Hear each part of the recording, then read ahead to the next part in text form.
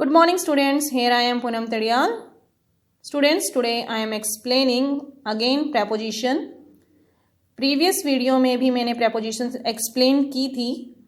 इस वीडियो में मैं आपको डिफरेंट prepositions के differences के साथ fill करना आपको बताऊंगी. लेकिन उससे पहले मैं आपको दोबारा से इसकी definition बता देती हूँ. मैंने आपको बताया था ये किससे दो वर्ड से मिलकर बना हुआ है, प्रीपोजिशन. प्री मैंने पहले, पोजीशन मैंने जगह, यानी अपनी जगह से पहले. Okay, and what is the definition of the preposition is preposition show the relationship between the noun और pronoun and the other word in a sentence. I am taking the same example. I am in the class. Here I is a pronoun and class is a noun. इस sentence में in preposition है जो relation बता रही है pronoun के साथ class का. क्लियर है? तो यहाँ पे प्रोनाउन के साथ क्लास का जो रिलेशन बताया जा रहा है वो कौन बता रहा है? इन. प्रेपोजिशंस हमें तीन चीजें बताती है बच्चों सेंटेंस में. एक तो डायरेक्शन, ये बताती है दिशा, टाइम समय, और प्लेस. प्लेस जगह या लोकेशन भी इसे कह सकते हैं, ये जगह बताती है. तो हमें प्रेपोजिशन तीन चीजें बताती हैं. Firstly direction, second is time, and third is place. And today our topic is in, on and at. यहाँ पे जो in है, in के आगे लिखा हुआ है एरिया, on के आगे लिखा हुआ है सरफेस, एंड at के आगे लिखा हुआ है पॉइंट. in जो शो करता है एरिया. एरिया क्या होता है? Covered part is called area. Mathematics में आपने देखा होगा एरिया जो जगह पूरा घेरता है, वॉल्यूम है ना. तो जो एरिया की जब बात होती है तो हम वहां पे लिखते हैं इन. सरफेस होता है किसी की चीज की सतह, ऊपरी सतह. तो वहां पे अगर सतह का जिक्र होता है, शो होता है, तो हम वहां लिखते हैं ऑन.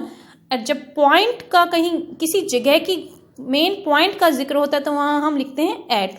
अभी आपको क्लियर नहीं हुआ होगा तो मैं आपको एक एग्जाम्पल देके समझाती हूँ.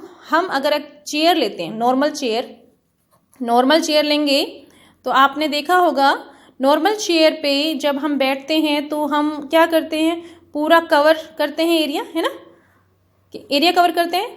तो वहां पे हम लगाते हैं इन. क्लियर?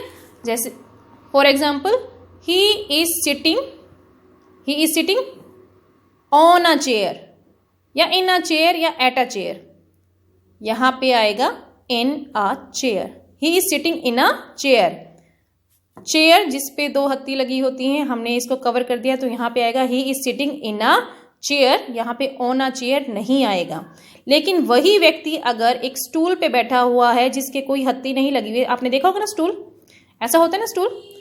ये क्या होता है? इसका सरफेस होता है ऊपरी, इसके ऊपर हम बैठे हैं. तो यहाँ पे स्टूल के ऊपर, अगर नॉर्मल लैंग्वेज में कहा जाए मोड़ा, है ना, तो इसके ऊपर अगर हम बैठे हैं तो वहां पे हम क्या कहेंगे? ऑन, यानी इस सरफेस के ऊपर. क्लियर है? और इसी तरह एक एग्जांपल लेंगे तो the book is on the table. On. और मैंने आपको पिछली वीडियो में भी बताया था ऑन क्या होता है, सरफेस के ऊपर होता है. जैसे कि ये कार्डबोर्ड है, the cardboard is on the table, surface के ऊपर है ना. And the paper is on the cardboard, ये कार्डबोर्ड के ऊपर है, सतह पर है, तो हम यहाँ लिखते हैं ऑन. क्लियर है? लेकिन इसने क्या किया, कार्डबोर्ड ने पूरा टेबल तो कवर नहीं किया है ना, नहीं किया, और ये सरफेस पे है तो यहाँ पे लगा ऑन.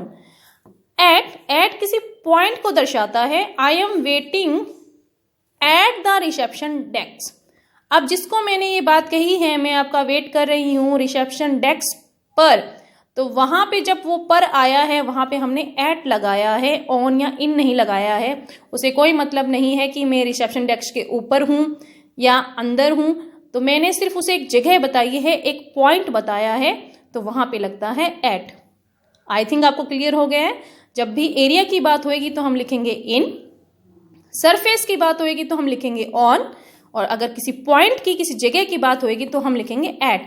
हम कहते हैं ना, आई एम वेटिंग अ बस at the bus stand, at the bus stop, है ना. तो at the bus stop means मैंने बस स्टॉप एक पॉइंट की जगह लिया हुआ है, तो वहां पे मैंने लगाया एट. ओके, बस स्टॉप पे हम ऑन तो नहीं लिख सकते ना, on the bus stop, bus stop के ऊपर थोड़ी हूं मैं, एट एक जगह पर हूं, पॉइंट पे हूं, तो वहां पे मैंने क्या लगाया है? एट. क्लियर? नेक्स्ट आप इसी एग्जाम्पल से समझेंगे। अब आप देखो, अगर आप देखते हो तो एरिया बड़ा होता है सरफेस से और सरफेस बड़ा होता है पॉइंट से।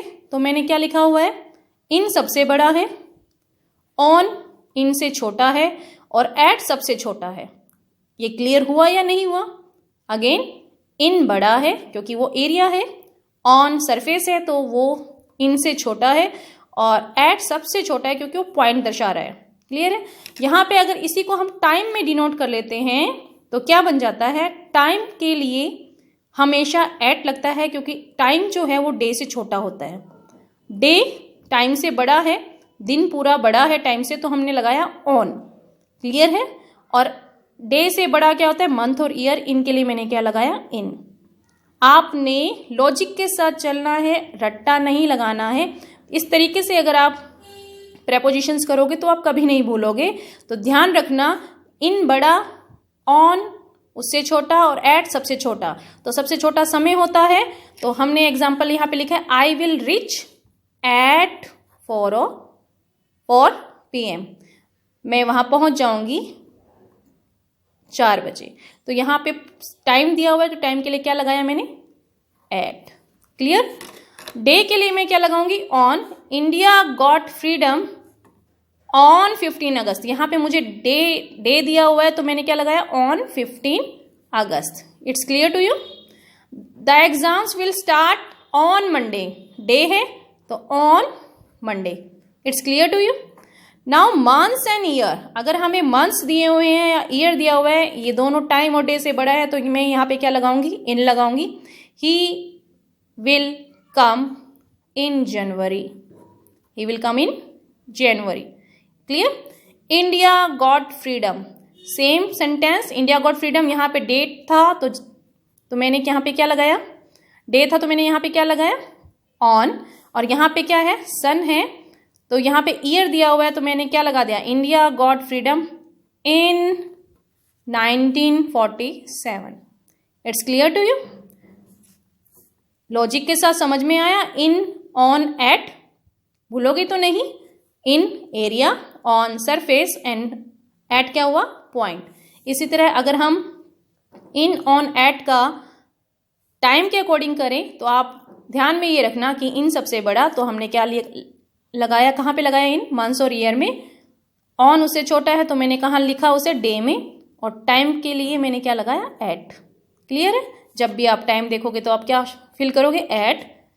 डे देखोगे तो क्या फिल करोगे, मंडे, ट्यूसडे। और यहाँ पे 15 अगस्त कोई डे आता है तो ऑन, जनवरी कोई मंथ और ईयर आता है तो इन। क्लियर है? और मोस्ट इंपॉर्टेंट बात ध्यान रखना बच्चों, जब प्रेपोजिशन कहाँ यूज नहीं होती है, इन, on, eight.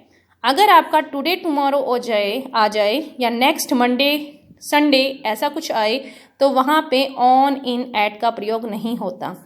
I will come on next Sunday, ये रॉन्ग सेंटेंस है। I will come next Sunday, तो नेक्स्ट जहाँ आ जाए वहाँ पे प्रेपोजिशंस नहीं यूज होती।